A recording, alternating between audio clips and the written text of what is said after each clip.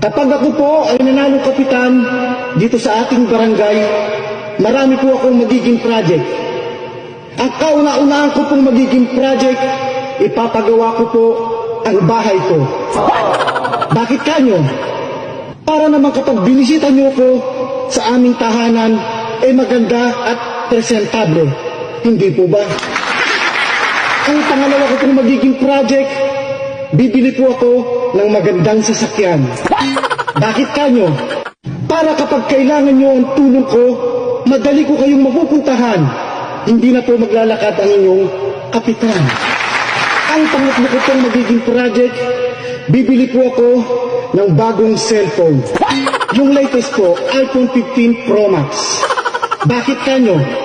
Para kapag ako'y tinawagan nyo or kaya'y tinext, madali ko po kayong ma-replyan o masagot dahil latest po ang cellphone ng inyong kapitan. At ang pang-apat ko pong magiging project, ipapagawa ko po ang ngipin ko. Ipapabrace ko po or kaya ipapabiners. Bakit kanyo? Para naman kapag ngumiti ako sa inyo, maganda at hindi ngiting aso.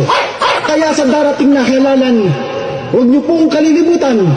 Dating malakas mamulutan, ngayon ay manunungkulan. Nandito na ang ating